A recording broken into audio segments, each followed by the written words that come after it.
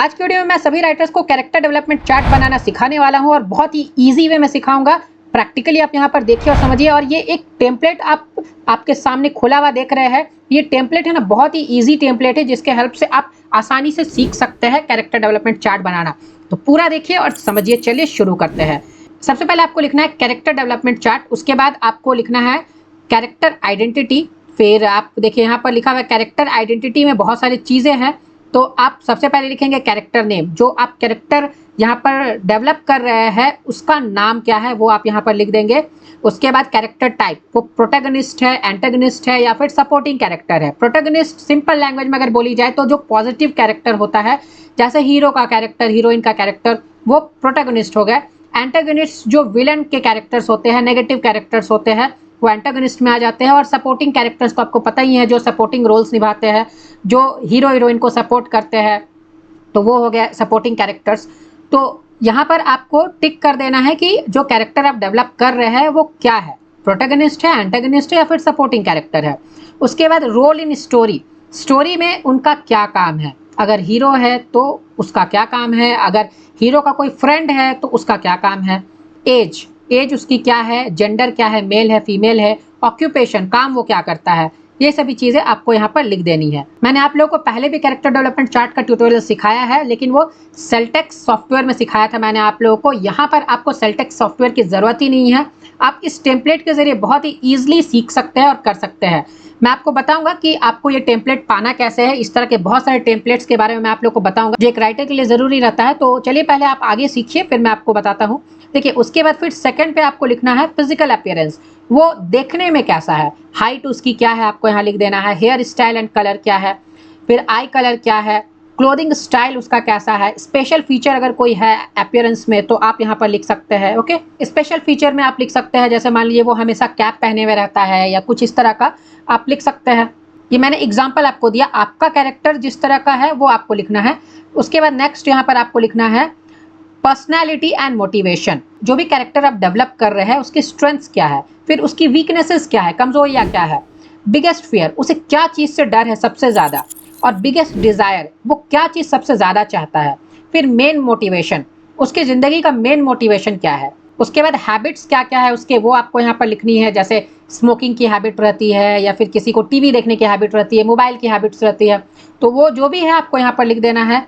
उसके बाद फिर देखिए प्रोटैगनिस्ट डेवलपमेंट, अगर आपका कैरेक्टर प्रोटैगनिस्ट है तो आप ये वाले बॉक्स को फिल करेंगे। अगर एंटागनिस्ट का कैरेक्टर आप डेवलप कर रहे हैं तो आप ये वाले बॉक्स को फिल करेंगे। ओके, और सपोर्टिंग कैरेक्टर है तो आपको ये दोनों फिल करने की जरूरत ही नहीं है क्योंकि वो तो सपोर्टिंग कैरेक्टर है।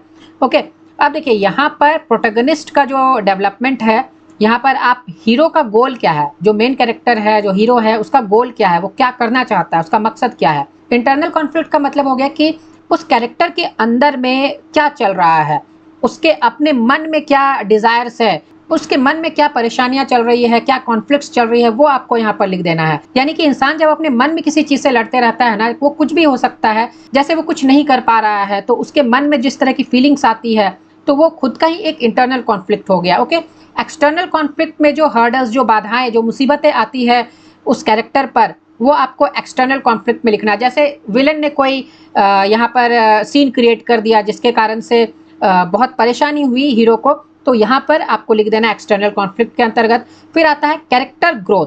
कैरेक्टर ग्रोथ जो है, अगर मान लीजिए कि वो कैरेक्टर पहले कुछ अलग था फिर बाद में वो चेंज हो जाता है, तो यहाँ पर आप कैरेक्टर ग्रोथ को लिख सकते हैं। जिसे आप यूजुअली कैरेक्टर आर्क भी बोल सकते हैं, क्योंकि ये जो कैरेक्टर ग्रोथ है स्टार्टिंग में कुछ और रहता है आपका कैरेक्टर, फिर वो धीरे धीरे चेंज हो जाता है। वो कुछ भी हो सकता है, जैसे शुरुआत में हीरो जो है वो बदमाश रहता है और बाद में फिर वो इंटरमिशन आने आने तक वो सुधर जाता है, तो इस तरीके से भी हो सकता है। ओके, लेसन लर्न, यानी वो क्या चीज़ों को सीखता है, ये आपको यहाँ पर लिख देना है। क्या अगर कुछ वो सीखता है, कोई लेसन सीखता है, तो वो आपको यहाँ पर लिख देना है कि उस कैरेक्टर को पूरी स्टोरी से क्या सीखने को मिला। फिर आता है एंटागनिस्ट डेवलपमेंट। जैसे यहाँ पर विलन का गोल क्या है, विलन क्या करना चाहता है, उसका मकसद क्या है, उसका ऐसा करने के पीछे क्या रीज़न है, रीज़न बिहाइंड एक्शंस, वो जो कर रहा है, वो जो बदमाशियाँ कर रहा है, उसके पीछे क्या रीज़न है। फिर हीरो के साथ उसका क्या कनेक्शन है, ये यहाँ लिखना है। मेन ऑब्स्टेकल क्रिएटेड, वो क्या बाधाएं क्रिएट करता है, क्या प्रॉब्लम्स क्रिएट करता है, वो यहाँ पर लिखना है। फाइनल आउटकम और फाइनल रिजल्ट क्या आता है, ये यहाँ पर आपको लिखना है। ओके, फिर बैकग्राउंड स्टोरी आपको बना लेना है एक कॉलम, उसके बाद आपको लिखना है बर्थ प्लेस।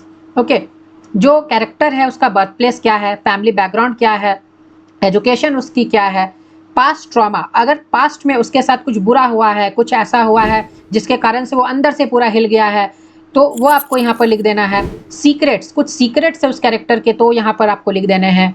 फिर रिलेशनशिप्स का एक कॉलम बनाना है आपको, फिर यहाँ पर लिखना है बेस्ट फ्रेंड उसका कौन है, एनिमी कौन है, लव इंटरेस्ट क्या है उसका, कोई अगर उसका मेंटर है तो उसका मेंटर कौन है। ओके, तो ये सभी चीज़ें आपको लिखनी है।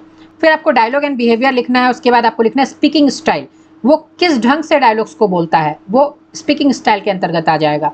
ओके, होता है ना कि बहुत सारे कैरेक्टर्स ऐसे होते हैं जो कोई यूनिक तरीके से डायलॉग्स को बोलते हैं, तो वो स्पीकिंग स्टाइल में आ जाएगा। जैसे क्रिश मूवी में नसरुद्दीन शाह जो है वो उन्होंने विलन का कैरेक्टर किया था, लेकिन वो बहुत ज़्यादा शाउट करके चिल्ला करके डायलॉग्स को नहीं बोलते थे गुस्से में, वो एकदम सिंपल अंदाज में बोलते थे, रोहित ये तुमने क्या कर दिया, एकदम सिंपल वे में वो बोलते थे, वो उनका स्पीकिंग स्टाइल हो गया। ओके, नेक्स्ट है फेवरेट वर्ड्स और फ्रेजेस, अगर वो कोई फेवरेट वर्ड को या फ्रेज को बार बार यूज करते हैं तो आपको यहाँ पर इस लाइन में लिख देना है। जैसे आपने बहुत सारे डायलॉग्स में सुना होगा, जैसे अमरीश पुरी साहब की एक डायलॉग थी, मुगैम्बो खुश हुआ, वो बार बार बोलते थे, वो इसी लाइन पे यहाँ पर लिखी जाएगी। ओके, क्योंकि फेवरेट वर्ड फ्रेजेस में ये चीजें ही आती है। उसके बाद बॉडी लैंग्वेज कैसा है उसका, वो बॉडी लैंग्वेज यहाँ पर लिखना है। ओके, फिर रिएक्शन अंडर प्रेशर, जब भी कैरेक्टर बहुत ज्यादा टेंस्ड होता है, टेंशन में होता है, तो उसका रिएक्शन कैसा होता है, ये यहाँ पर लिखना है।